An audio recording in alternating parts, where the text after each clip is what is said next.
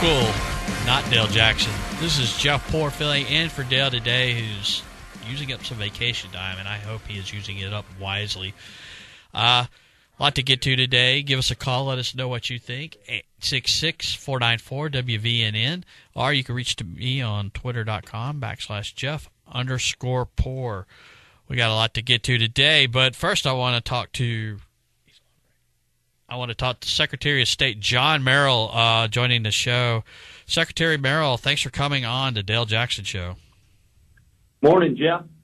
Okay, so I guess you've seen this New York Times story and kind of, the idea that there was some kind of a malfeasance going on social media that was really influencing votes or impacting the election. Tell me, is this really something that kind of falls under your purview, under your umbrella of responsibilities when it comes to elections, that you would raise a red flag? Well, Jeff, one of the things that we did was we made sure that it was part of our responsibility because it influenced the election, and we wanted to make sure that we were investigating it as thoroughly as we possibly could to ensure that anybody that was participating was following the law and that they were also doing so as far as the promotion for their candidate in a way that would not be breaking the law or attempting to influence it in a negative way. What is the next step? I mean, how do you once you hear something like now, this? Jeff, we have to remember, partner, this took place well more than a year ago. Right. And well more than a year ago is when we brought it to the attention of the people at Facebook and Twitter. Right. When it was going on. And we told them then we needed some help and we needed some assistance and we wanted to resolve the issue then. Twitter was very receptive and they helped us. Facebook, not so much. As a matter of fact, Facebook was of little or no value to us in that process. And I went to a meeting in Washington in February of last year, and they were making a presentation to the conference that I was attending, talking about how they had been helpful to us specifically in the 2017 general election for the U.S. Senate. And I listened to it for a little bit, and then I got up and I said, friends, look, I don't mean to be disingenuous, and I certainly don't mean to be calling you out here in front of all these folks, but if you'll tell me what you did to help us, then we'll both know, because we can't find any evidence of any support that you gave us. And yet we have issued repeated attempts to Facebook to encourage you to look into this and to give us some support, which you have declined to do. And the bigger problem with this is that on December the 12th, 2017, we were the only game in town. There was not another national election going on, and the entire national media had a presence here for the last 5 weeks of the campaign. And the fact that you had all the resources available to you, you had no other distractions to keep you from helping us, and yet you offered no support was not a benefit to us or the people of the state of Alabama or the nation as a whole. Now, subsequently, after that interaction, scheduled a meeting, I want to say it was in March, with Facebook in Washington, their government affairs people. And we flew to D.C. and met with them and talked to them about how they could have helped us. Because this was more far-reaching than just what the New York Times article talked about, Jeff. Another thing that went on was advertisements that were being shown on YouTube, right, being shared on Facebook and other places that were inaccurate and that were misleading. And we reached out to Google. We reached out to YouTube. We actually had some of those ads taken down through their support of our efforts because we could prove to them how this information was inaccurate. But, again, Facebook was not very helpful at all. So is this something that really needs to be resolved at a federal level, or is it? Well, and let me say this too. Now, one of the things that has happened since we had our meeting in D.C. with Facebook was that they've changed their process and their procedures on people placing political ads right, with the social media platform. That came out of a result of our interaction with them. That's the reason that happened, was because we told them you've got to have some standards that are stronger than the ones you currently have if you want to be helpful to people. And they changed that. So, it's always good to visit issues like this one and to see how we can improve on what we're doing. But just to have blanket federal regulations introduced, I'm not so supportive of that. I do think we need to continuously evaluate what our relationship is with those social media platforms and with the use of the social media platforms before we come out and say, okay, we had this problem, so now we got to regulate it ad nauseum. So I do think we need to look at it, but we don't need to just come in with a broad brush and start painting just because this happened. Because, there were incidences that were introduced on both sides, for Senator Jones, for Judge Moore, against Senator Jones, against Judge Moore. And I think that needs to be remembered as well. Do you think this really had an impact on the election, or we're just kind of talking about more of a cosmetic thing and everything being on the up and up? It was a close election, and everything, anything could really sway the needle maybe. But to me, when we talk about the Russia stuff nationally, it doesn't seem that it's really that big of a driver in voters one way or another. Well, now I'll disagree with you on that just to say this. I do think it had an impact on the election, because when you look at why people choose to vote for the candidates they choose to vote for, a lot of different factors go into those decisions. And one of those factors is information that's received through exchanges with family and friends and folks that we don't even know related to positions or policy. And whenever that occurs, people use all kinds of information sources to determine why they're going to vote the way they're going to vote, why they're going to campaign for the person they're going to campaign for, why they're going to do what they're going to do. And when you've got an unbridled and untinted option to receive information that may be inaccurate or incomplete, it can certainly influence you and how you choose to respond to that information.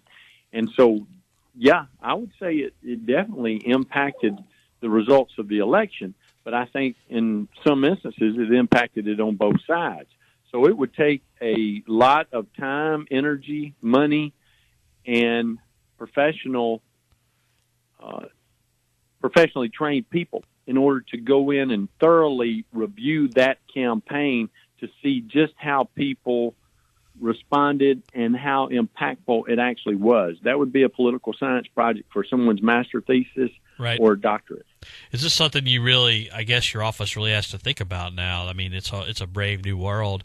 It's not just newspaper editorials. You really have a component, and when we talk about transparency, and you mentioned the Highway 31 PAC antics and all these things. Is this a whole new world where you have to really kind of figure out who's responsible for what and make sure it's reported properly? Well, we do, and we also want to make sure that when people are sharing information that it's accurate, because if it's not, or if it's misleading, it can cause issues for the people that are participating as well as those people who will be served by the individuals who will be elected. Well, and that when those kind of questions arise, I do think people go to their battle stations and start saying that if this had been done differently and that had been done differently. To me, that's coming out of this New York Times story, are people kind of pointing to you and asking, hey, well, what are we going to do here? Are you getting much feedback about this New York Times story? We are, but what's interesting about that is we are getting bombarded by bots now that are initiating that conversation. And it's very interesting to see that. And, you can look at, especially when you've had the experience that we've had in our office, you can look at the interaction through the social media platforms, and a number of times you can determine whether or not it's artificial intelligence that's introducing this conversation or if it's a legitimate source. And that's something that you have to give some credence to as well. So when you talk about the bots, but what about, are there people, because I noticed immediately there are a lot of people crying foul that Doug Jones had an unfair advantage because of this. But it sounds to me like you think it might be kind of a wash, that it did impact the election, but it didn't really sway the outcome of the election.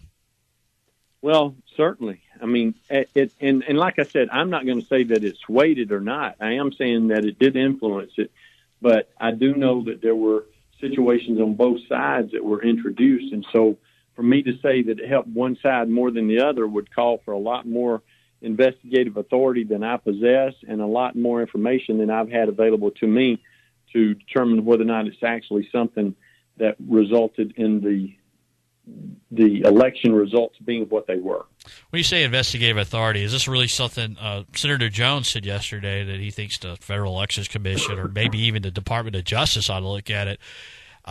Is that kind of where we need to go with it? Is that who needs to have kind of a role in looking at this? And you know, I guess given because it crosses state lines with these social media companies and things, that it becomes more, and the ball's more in the federal government's court? Well, again, I think that that's something that the federal regulators need to examine, but whether or not it's something that they need to advance as far as creating an entirely new network of review, I'm not certain that needs to occur. But we need to be diligent about all of this every time there's an opportunity to consider it, because it's not going to get easier. I can assure you of that. Because conservatives traditionally think that any kind of government involvement is, you know, that's where you want to kind of stray away from, and that the idea is, well, it's, you know, we're in this kind of new Wild West, and that, you know, we have putting regulations on speech or anything like that is kind of I mean, more anti-First Amendment or whatever. Where does that line? Where is that line? When you know, should bots not be allowed? And if so, I mean, is that something, you know, ideologically that you think that the government should have a role in it, and what kind of information is put out there? Who plays the role of putting when you say incorrect information out there for the public? Who plays a role in determining what's incorrect and what isn't? All these things, I think, are just questions. If you're a conservative Republican, you would say, well, I don't necessarily know that I really want the government going down this path. Well, I don't think there's any doubt about that, and I think that you are dead on when you say that we need to make sure that somebody is looking at this. But the thing you have to remember is, who is that somebody, and what should that somebody do?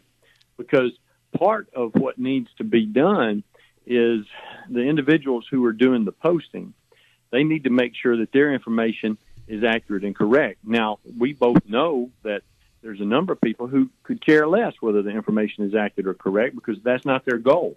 Their goal is to make sure that the information that they're introducing positively impacts the election for the person that they're trying to promote. And that's it. That's their singular goal. Right. That's the only thing that they're concerned about. But when that's the case, then it falls to the social media platform or the multimedia platform that you're using to check for the accuracy and completeness of the facts that are being introduced. So what does that mean? That means Facebook, Twitter, LinkedIn, Instagram, whatever media platforms are being used, have got to be more diligent about ensuring the accuracy of the information that's being shared. Because if they don't, and people continue to move it through the platform by sharing it or posting it for the first time or reposting it, if they're continuing to do that, then they're culpable. And regardless of whether they admit culpability or not, they are culpable. And they say that they check these things. We know of instances where they have denied access to their social media platform for certain groups or organizations. Right. So they've got all these people, and my Deputy Chief of Staff, John Bennett, and I, when we went to Facebook and saw their operation there in D.C., I mean, it was amazing to see all the people that were in there working hard every day. Well, look, if they're in there working, one of the things they need to be doing is making sure that the things that are being shared are accurate. And if they see that they're not, they need to correct that by deleting the information or making sure the person corrects it, or if it's an artificial intelligence that's introduced it, just completely eradicating it from the system.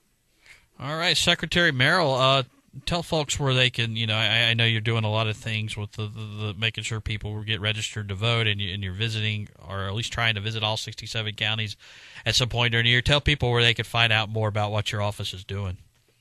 Well, certainly they can call our office at 334-242-7200. They can go online at alabamavotes.gov anytime they've got a question or if they need additional information. Of course, Jeff, they can reach out to me personally on my cell phone at 334-328-2787 anytime.